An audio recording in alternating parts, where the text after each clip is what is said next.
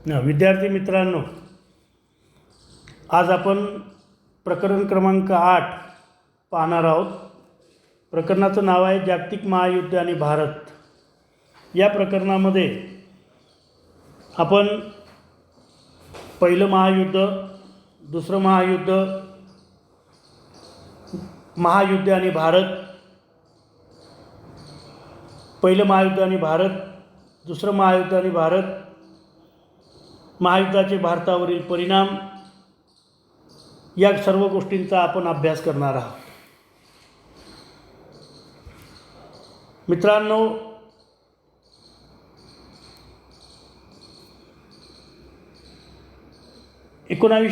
मध्ये पहिलं महायुद्ध घडून आलं. खरं म्हणजे 20व्या शतकात 2 महायुद्ध घडून आली. ही दोन्ही महायुद्धांचा जगावर मोठ्या प्रमाणावरती परिणाम घडून आला, मोठ्या प्रमाणावरती बदल घडून आले. 1914 मध्ये जे पहिलं महायुद्ध सुरू झालं, त्या पहिल्या महायुद्धाला युरोपियन राष्ट्रांमधील साम्राज्य स्पर्धा हे त्याचं प्रमुख कारण होतं. असं असलं तरी त्याला इतरही काही कारणीभूत ठरली होती असं आपल्याला दिसून येतं, आणि त्याचा मागोवा आता आपण पहिल्या मुद्द्यामध्ये घेणार आहोत. पहिल्या महायुद्धाची कारणे पाहताना पहिला मुद्दा आपल्याला पाहावा लागतो की साम्राज्य विस्ताराची गरज. 19व्या शतकाच्या उत्तरार्धामध्ये औद्योगिक क्रांतीमुळे जगामध्ये नवनवे शोध लागून यंत्राच्या साहाय्याने उत्पादन येऊ लागलेलं होतं. यंत्राच्या साहाय्याने उत्पादन वाढल्यामुळे साहजिकच या देशांना कच्च्या मालाचा तुटवडा भासू लागला व पक्क्या मालासाठी बाजारपेठांची गरज निर्माण झाली. साहजिकच ही गरज भागविण्यासाठी वसाहती ह्या सगळ्यात चांगला पर्याय होता, आणि म्हणून ही राष्ट्र वसाहतीसाठी साम्राज्य विस्तारासाठी आशिया आणि आफ्रिका खंडातील देशांकडे वळली, आणि त्यातून त्यांनी या वसाहती मिळवण्याचा प्रयत्न सुरू झाला. साहजिकच या वसाहती मिळवण्याच्या त्यांच्यामध्ये एक साम्राज्य स्पर्धा सुरू झाली, आणि त्या साम्राज्य स्पर्धेतून ते साम्राज्य विस्ताराची गरज ही त्याचं पहिलं कारणीभूत ठरलं असं आपल्याला दिसून येतं.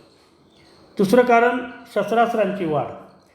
साम्राज्य विस्तारासाठी सैन्यबळाची गरज निर्माण होऊन साहजिकच सैन्यबळ वाढवत ठेवणं या राष्ट्रांची एक आवश्यक गरज निर्माण झाली.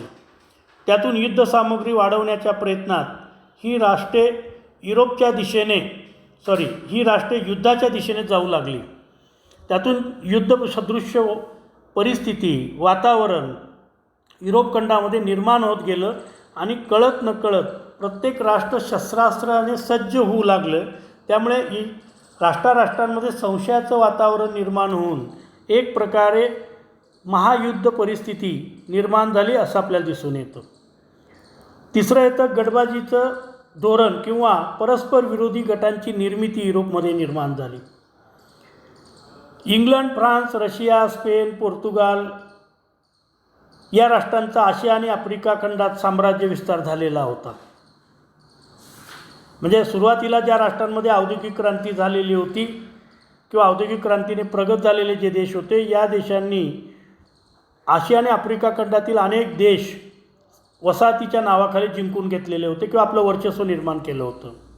या उलट औद्योगिक क्रांतीने उशिरा झालेले जे देश होते युरोपातील, त्यामध्ये मग जर्मनी, ऑस्ट्रिया, तुर्कस्तान, बल्गेरिया ही राष्ट्र उशिरा आली साम्राज्य विस्तारामध्ये, आणि मग त्यांना साम्राज्य विस्तारासाठी वसाहती मोठ्या प्रमाणावर न राहिल्यामुळे त्यांनी इतर राष्ट्रांच्या वसाहती मिळवण्यासाठी प्रयत्न सुरू केले किंवा त्याच्यामध्ये घुसखोरी करायला सुरुवात केली, आणि त्यातून साहजिकच राष्ट्रांमधील वातावरण निर्माण झाले, आणि त्यातून इंग्लंड, फ्रान्स, रशिया किंवा त्या बाजूने उशिरा दाखल झालेला इटाली आणि अमेरिका यांचा एक दोस्त राष्ट्रांचा गट निर्माण झाला.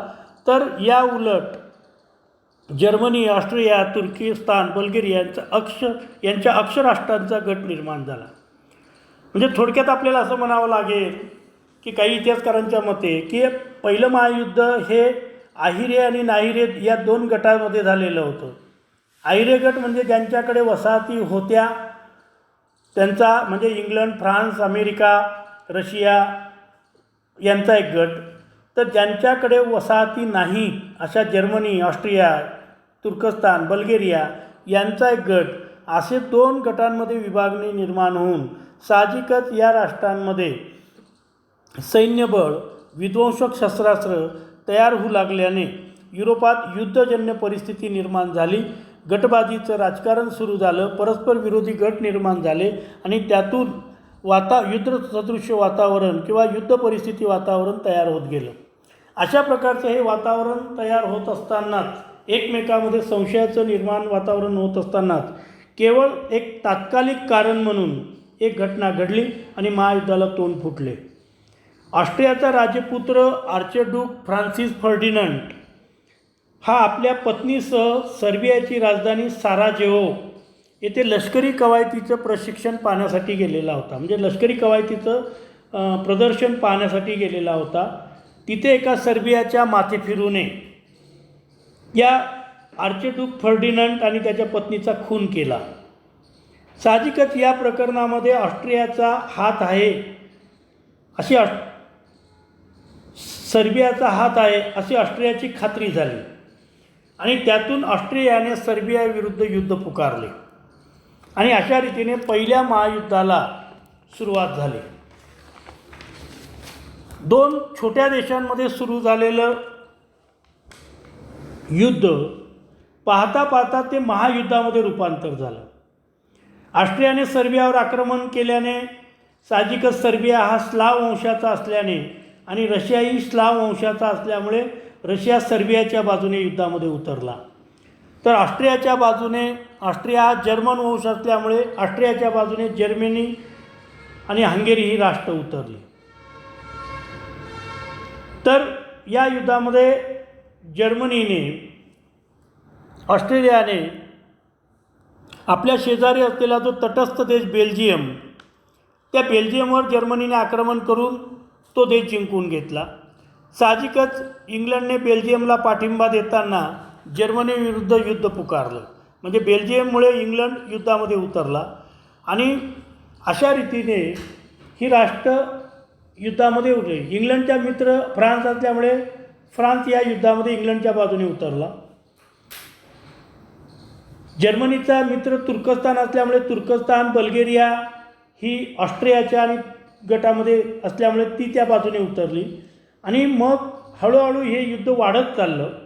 परिणामी इटाली तटस्थ होता, पण शेवटी इटालीसुद्धा हा इंग्लंड, फ्रान्स, रशियाच्या बाजूने उतरला आणि अमेरिकासुद्धा या युद्धामध्ये उशिरा उतरली आणि अशा रीतीने या गटांमध्ये दोस्त राष्ट्रांचा गट विरुद्ध जर्मन, ऑस्ट्रिया, तुर्कस्तान, बल्गेरिया यांचा अक्ष राष्ट्रांचा गट, असा हे युद्ध सुरू झालं. 1916 उत्तर समुद्रातील जेटलँड येथे जर्मन व इंग्लंड यांच्यात नाविक युद्ध घडून आलं आणि या युद्धामध्ये इंग्रजांनी जर्मन आरमाराचा पराभव केला आणि 1918 व्हर्सायच्या तह होऊन पहिलं महायुद्ध समाप्त झालं. महायुद्ध समाप्त झाल्यानंतर साहजिकच पहिल्या महायुद्धासारखे एखादं विध्वंसक युद्ध पुन्हा होऊ नये त्यासाठी उपाययोजना करायला हवी असं सर्व राष्ट्रांना वाटू लागले. त्यातच शांतताप्रिय व देहवादी अमेरिकन राष्ट्राध्यक्ष विड्रो विल्सन यांना सर्व राष्ट्रांची मिळून एक संघटना असावी असे वाटू लागले व त्यांनी त्या दृष्टीने पावलं टाकायला सुरुवात केली. साहजिकच राष्ट्रांमधील कलह सामोपचाराने मिटावेत, जगात शांतता प्रस्थापित व्हावीत अशी त्यांची इच्छा होती. त्यांच्या या इच्छेच्या अनुकरणाने जगामध्ये वातावरण निर्माण होऊन राष्ट्रसंघाची निर्मिती करण्यात आली. परंतु राष्ट्रसंघाच्या निर्मितीमध्ये इंग्लंड, फ्रान्स या राष्ट्रांनी पराभूत राष्ट्र जी होती जर्मनी, ऑस्ट्रिया, तुर्कस्तान, बल्गेरिया या राष्ट्रांना सभासदत्व दिलं नाही. तिथेच राष्ट्रसंघ कमी झाला. त्यातच अमेरिका ज्या अमेरिकासारख्या राष्ट्राने राष्ट्रसंघाची कल्पना मांडली तेच राष्ट्रसंघामध्ये सहभागी झाले नाही. त्यामुळे राष्ट्रसंघाची अवस्था अतिशय शोचनीय झाली आणि परिणामी पुढील काळामध्ये राष्ट्रसंघ वर इंग्लंड आणि फ्रान्स या दोन राष्ट्रांचंच वर्चस्व निर्माण होऊन त्यांच्या हातातीलच ते बाहुलं बनला असं आपल्याला दिसून येतं. त्यानंतर आपण पुढे मुद्दा पाहणार आहोत पहिलं महायुद्ध आणि भारत. पहिल्या महायुद्धामध्ये भारताने इंग्लंडला मोठ्या प्रमाणावरती मदत केली. खरं म्हणजे पहिल्या महायुद्धात इंग्लंडने भारतीयांना विचारात न घेता केवळ भारत आपली वसाहत आहे म्हणून भारताची इच्छा असो का नसो त्यांनी भारताला महायुद्धामध्ये खेचलं, सहभागी करून घेतलं आणि परिणामी भारताने इंग्लंडला सुमारे 19 अब्ज रुपये व 1,40,00,000 रुपयाची युद्धसामुग्री दिली. त्यामध्ये दारुगोळा होता, अन्नधान्य होतं, कापड होतं, तंबू होते, छोट्या नौका होत्या, इमारती लाकूड होते, रेल्वे होते, वाहतुकीची साधनं. या अशा पद्धतीने जवळजवळ भारताने इंग्लंडला मदत केली होती. एवढंच नव्हे तर सुमारे 11 लाख भारतीय सैनिक या युद्धामध्ये इंग्लंडच्या बाजूने लढलेले होते. साहजिकच या युद्धाने भारताच्या औद्योगिकीकरणाला चालना मिळाली, कारण युरोपमध्ये युद्ध सुरू झाल्यामुळे इंग्लंडमधील सगळे उद्योगधंदे बंद पडलेले होते. अशा वेळेला इंग्लंडला वसाहतींचाच एक सहारा होता आणि त्यातून भारतासारखी मोठी वसाहत त्यांच्या हाती असल्यामुळे त्यांनी आपल्या वसाहतीमध्ये लोखंड, पोलाद, खाण, मोटार उद्योग या क्षेत्रामध्ये कारखाने काढायला सुरुवात केली किंवा तिकडे त्यांनी उत्पादनाला लक्ष दिल्यामुळे भारतामध्ये औद्योगिकीकरणामध्ये वाढ झाली असं आपल्याला दिसून येतं. त्यामुळे भारतीय औद्योगिकीकरणाला चालना मिळाली असं आपल्याला दिसून येईल. त्यानंतर आपण मुद्दा पाहणार आहोत तो म्हणजे या पहिल्या महायुद्धाचे भारतावर झालेले परिणाम.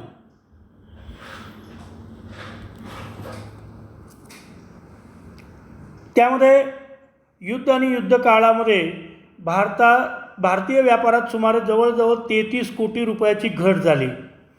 शेतमालाला मंदी आली.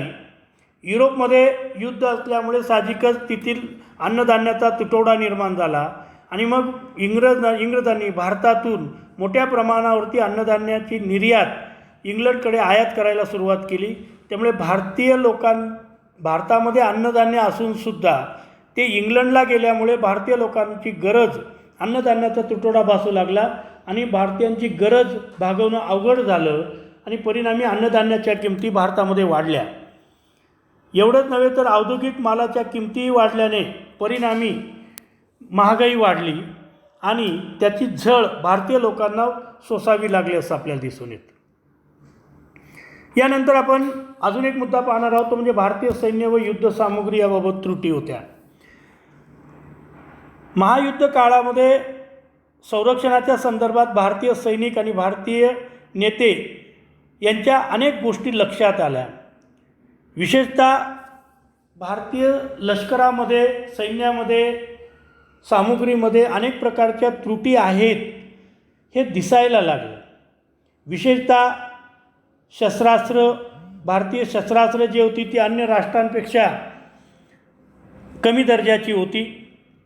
विमाने किंवा आपलं हवाई दळ पाहिजे तेवढं प्रगत नव्हतं. अप्रगत यांत्रिक साधने होते. अपुऱ्या वैद्यकीय सुविधा होत्या. सैन्याच्या आधुनिकीकरणाकडे दुर्लक्ष झालेलं होतं. सैन्याच्या शास्त्रशुद्ध प्रशिक्षणाकडे डोळेझाक झालेली होती आणि युद्धोपयोगी सामुग्रीचे राखीव साठे ठेवायला पाहिजे होते त्या नव्हते. अशा कित्येक गोष्टी भारतीय नेत्यांच्या आणि भारतातील प्रशासनाच्याही लक्षात येऊ लागलं होतं.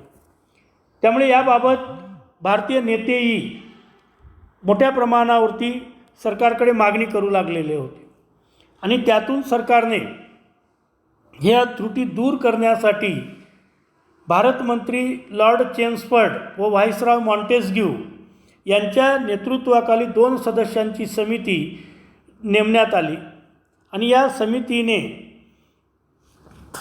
समितीने लष्करी प्रशासन नागरी प्रशासनाबरोबर लष्करी प्रशासनामध्ये सुद्धा कोणत्या सुधारणा करता येतील याचा एक अहवाल सादर केला असं आपल्याला दिसून येतं. त्या अहवालावर आधारित काही आश्वासनं भारत मंत्री चेम्सफोर्ड आणि व्हाईसरॉय मॉन्टेस्क्यू यांनी भारतीयांना काही आश्वासनं दिली. खरं म्हणजे मित्रांनो, राणीच्या जाहीरनाम्यानेच 1858च्या राणीच्या जाहीरनाम्यानेच इंग्रजांनी भारतीयांना काही आश्वासनं याबाबतीत दिलेली होती. विशेषतः त्यातमध्ये की लष्करामध्ये सैन्यामध्ये जात पात वंश धर्म याचा विचार न करता हिंदी सैनिकांना पदे देण्यात येतील. 2. सैन्यात मोठ्या प्रमाणात हिंदी सैनिकांची भरती करण्यात येईल. 3. इंग्लंडमधील सँडहर्ड अकादमीप्रमाणे हिंदुस्थानात अकादमी स्थापन केली जाईल आणि या अकादमीमध्ये 10 जागा हिंदी तरुणांसाठी राखीव ठेवण्यात येतील किंवा करण्यात येतील असं जाहीर केलं होतं. त्याचप्रमाणे इंदोर येथील लष्करी महाविद्यालयातून सैनिकी शिक्षण घेतलेल्यांना किंग कमिशन देण्यात येईल. त्याचप्रमाणे घोडदळात कपात करण्यात येईल आणि प्रादेशिक सेना अधिक सुसज्ज करण्यात येईल अशा प्रकारची आश्वासन दिले आणि त्या प्रकारची कारवाई पुढील काळामध्ये घडून येताना आपल्याला दिसून येते. 1921मध्ये हिंदुस्थान सरकारने हिंदुस्थानात युद्धोपयोगी वस्तू आणि पुरवठा हे नवीन खाते त्यामध्ये निर्माण केले गेले. पहिल्या महायुद्ध काळात ब्रिटिश सत्तेला युद्ध काळात भारतीय लोकांनी विशेषतः भारतीय नेत्यांनी सामोपचाराची भूमिका घेऊन मदत करण्याची भूमिका घेऊन मग त्यामध्ये लोकमान्य टिळक महात्मा गांधी व अन्य नेत्यांची यामध्ये विधायक दृष्टी आपल्याला दिसून येते. या विधायक दृष्टीमागे त्यांची दूरदृष्टीसुद्धा लक्षात येते. असं असलं तरी 11 लाख भारतीय सैनिक या युद्धामध्ये ब्रिटिशांच्या बाजूने लढले आणि 150 कोटी रुपये भारताकडून इंग्लंडला युद्ध मदत म्हणून मिळाली. त्यामुळे इंग्लंडला महायुद्ध जिंकणं सोपं झालं किंवा युद्धाचे जास्त परिणाम इंग्लंडला भोगावे लागले नाहीत. साहजिकच पहिल्या महायुद्धाबाबत अनेक मतमतांतरे आहेत की भारताने या युद्धामध्ये का भाग घेतला किंवा त्या भाग घेण्यामागे भारताची नेमकी भूमिका काय आहे याबाबत मतमतांतरे आहेत. याबाबत पंडित जवाहरलाल नेहरूंचं मत आपल्याला फक्त इथे नमुना दाखल घ्यायचं आहे. पंडित जवाहरलाल नेहरूंनी त्यांची कन्या इंदिरा, ज्या पुढे भारतीय पंतप्रधान झाल्या इंदिरा गांधी, यांना पाठवलेल्या एका पत्रामध्ये त्यांनी आपले विचार मांडलेले आहेत. त्यानुसार ते म्हणतात की हे युद्ध हे हिंदुस्थानचे युद्ध नव्हते. हिंदुस्थानचे भांडण जर्मनीशी नव्हते ना तुर्कस्तानशी नव्हते.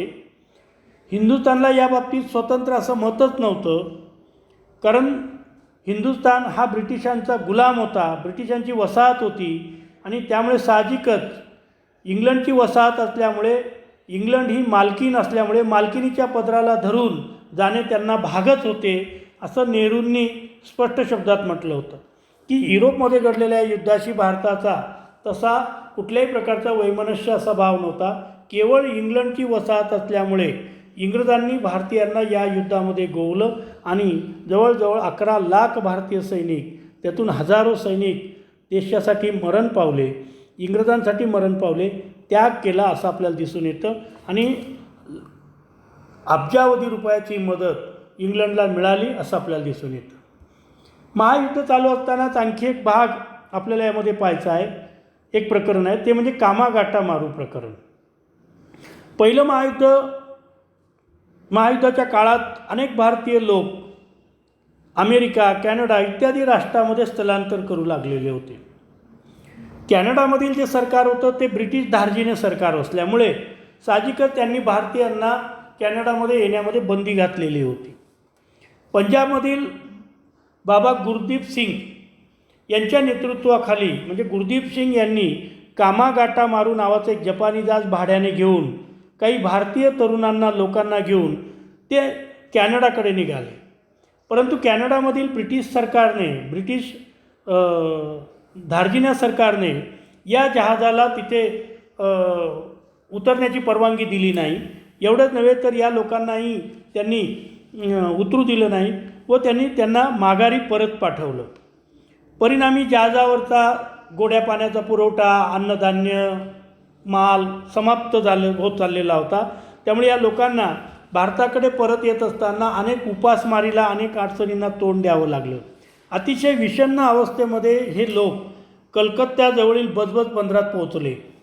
बजबज बंदरात पोहोचल्यानंतर ब्रिटिश अधिकाऱ्यांनी त्यांना ताबडतोब आपापल्या गावी जाण्याचा आदेश दिला. परंतु या लोकांची मानसिक स्थिती अतिशय ढासळलेली होती आणि म्हणून या लोकांनी तो ब्रिटिश अधिकाऱ्यांचा आदेश झुडकाडून दिला. परिणामी ब्रिटिश अधिकाऱ्यांनी या लोकांवर गोळीबार केला आणि या गोळीबारामध्ये, निर्घृणपणे केलेल्या गोळीबारामध्ये 30 लोक ठार झाले आणि या सरकारच्या अशा प्रकारे जुलमी घटनेने देशामध्ये एक प्रकारची चीड निर्माण झाली असं आपल्याला दिसून येतं. त्यामुळे कामागाटा मारू हे एक प्रकरण, कामागाटू मारा प्रकरण हे भारतीय स्वातंत्र्य लढ्यातील एक वेगळी घटना म्हणून पाहिली जाते. त्याचप्रमाणे मित्रांनो, इथे आपण एक दुसरा भाग पाहणार आहोत छोटासा. तो म्हणजे या काळामध्ये पहिल्या महायुद्धानंतर किंवा दुसऱ्या महायुद्धाच्या काळात जर्मन राष्ट्रवाद मोठ्या प्रमाणावरती जगामध्ये उफाळून आलेला होता आणि म्हणून जर्मन राष्ट्रवाद आणि भारतीय राष्ट्रवाद याची तुलना केली जाते. पण खऱ्या अर्थाने मित्रांनो, या दोन राष्ट्रवादांमध्ये एक मोठा फरक आपल्याला दिसून येतो. जर्मन राष्ट्रवादामध्ये इतर राष्ट्रांचे प्रदेश जिंकून आपला देश बलाढ्य करणं असं साम्राज्यवादी राष्ट्रवाद होता. तर भारताच्या राष्ट्रवादामध्ये भारतातील गुलामगिरी संपवून देशाला स्वातंत्र्य मिळवून देणारा राष्ट्रवाद होता. जर्मन राष्ट्रवादामध्ये अन्य देशावर आपली हुकुमशाही लादणारा राष्ट्रवाद होता. तर भारतातच नव्हे तर अन्य देशातही लोकशाही यावी या व्यापक ध्येयावर आधारलेला राष्ट्रवाद होता. जर्मन राष्ट्रवाद हा वंशभेदावर आधारलेला होता. त्या वंशश्रेष्ठत्वापायी त्यांनी हजारो ज्यू लोकांची कत्तल केली होती. याउलट भारताचा राष्ट्रवाद हा समानता, बंधुता मानणारा होता.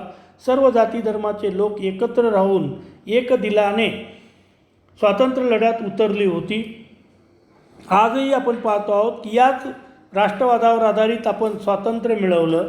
एवढंच नव्हे तर स्वातंत्र्य मिळवल्यानंतरही जवळजवळ 70 वर्ष आज आपण याच राष्ट्रवादाने प्रेरित होऊन सर्व जाती धर्माचे लोक, पंथाचे लोक एकत्रित इथे येऊन देशसेवेचं कार्य करताना दिसत आहेत किंवा गुण्यागोविंदाने इथे राहताना दिसत आहेत. आणि म्हणून जर्मन राष्ट्रवादापेक्षा भारतीय राष्ट्रवाद हा कितीतरी पटीने उदात्त होता असं आपल्याला दिसून येतं. इथे आज आपण थांबणार आहोत. धन्यवाद.